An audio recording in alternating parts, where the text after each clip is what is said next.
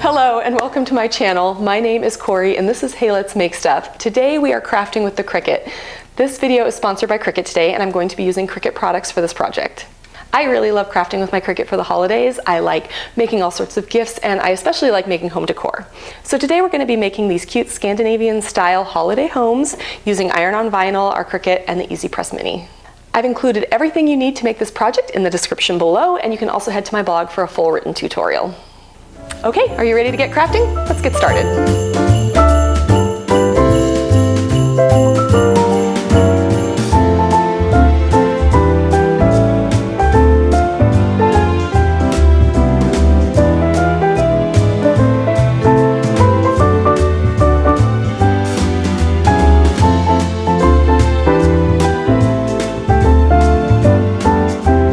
Project, I cut these little wood houses out of scrap wood we had.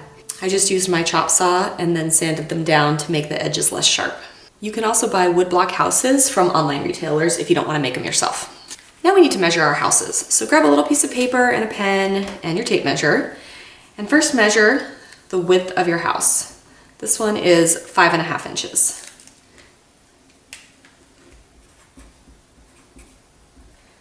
See, then measure the height, but not the roof, just the height of the house itself. This is about 3.5 inches. It does not have to be precise.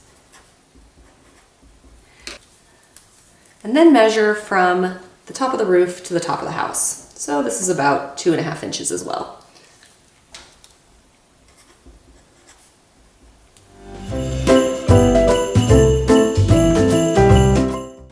File I've made for you in Cricut Design Space. You can see that we've got doors and windows and little elements, everything you need to make a cute little Scandinavian house. Grab the measurements you made of your wood blocks. We're going to recreate those shapes in Cricut Design Space. Start by clicking on Shapes and selecting a square.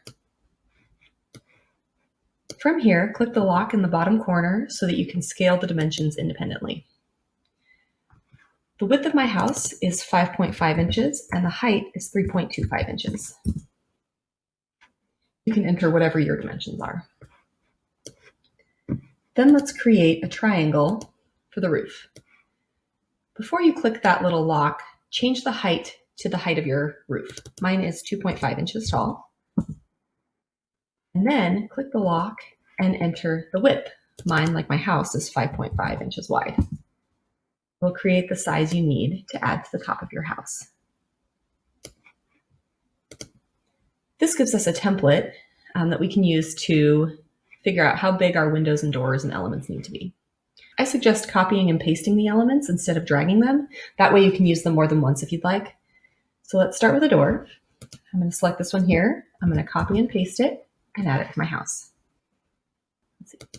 I'd like all of this to be centered, so if I select all of these things and go up here to align, center horizontally, it will center my door for me. Then I'm going to add some windows, copying and pasting them like I did with the door.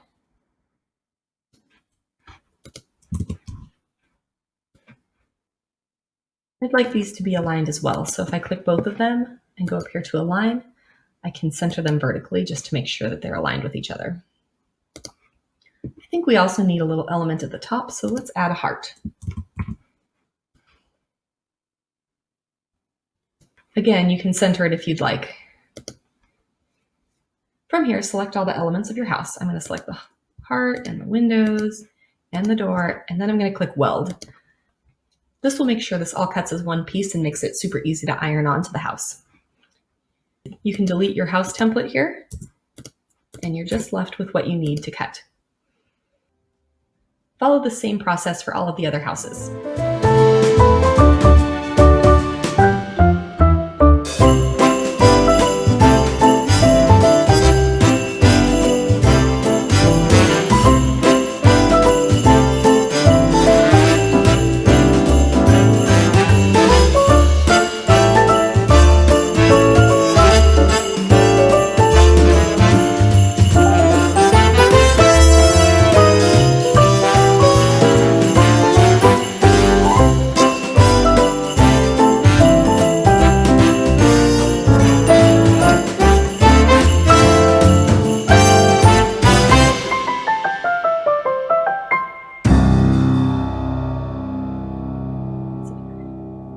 time to cut our project, but we don't want to cut all these extra elements that are still on our mat, so go ahead and use the eye tool over here in the layers panel to hide all of those pieces.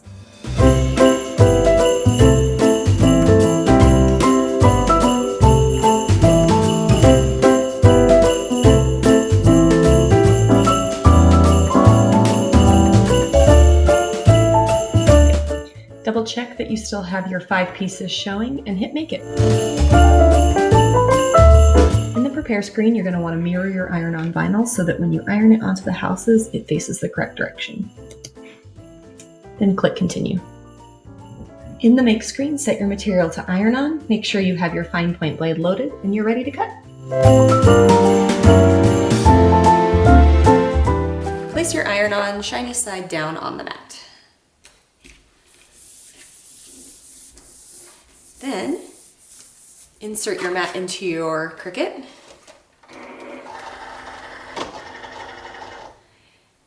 Make sure your fine point blade is inserted and your machine is set to iron on, and click go.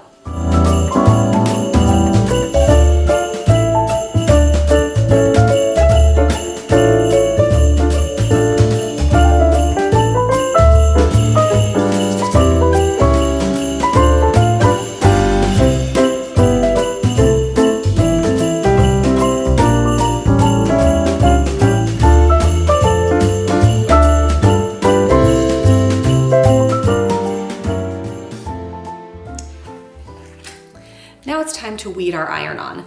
I went ahead and cut off the excess material here so I wouldn't waste it. Put it in my scrap bin.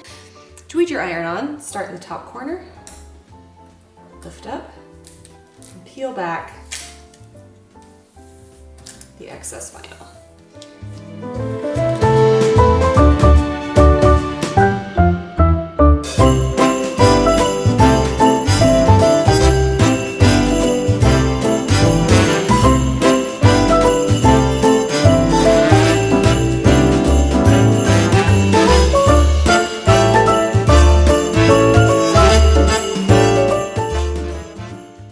Once you have your project weeded, flip it over and peel the mat back from the iron-on. This just keeps it from curling. Then you can use scissors to cut each of the house pieces apart so you have all of your individual houses.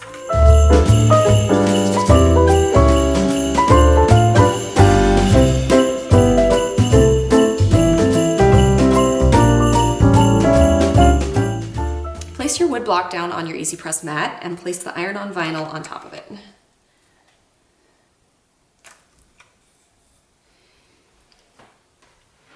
Use the Easy Press Mini to heat up the iron-on and adhere it to your wood block. The Easy Press Mini is such a good tool for this project because it really gets kind of in the dips of the wood, unlike the larger Easy Press. It's definitely my go-to for projects like this.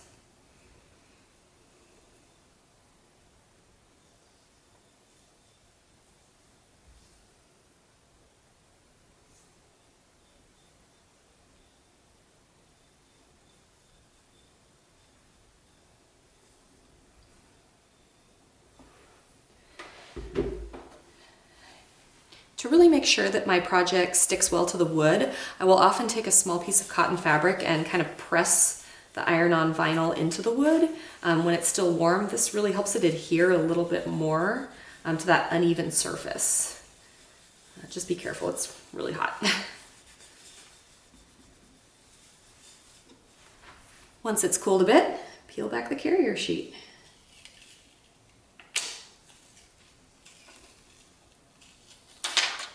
You've got a cute little house. Repeat this process with the remaining houses.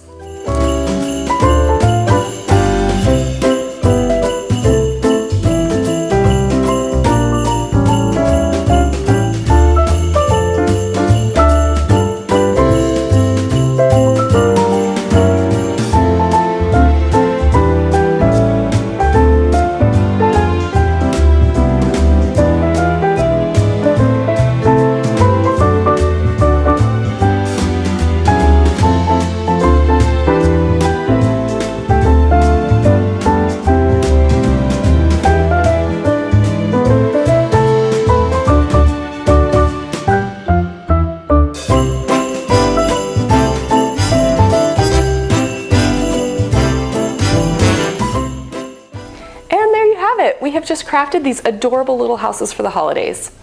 If you are using your Cricut to make any of your holiday gifts or decor ideas, I would love to see what you're making in the comments.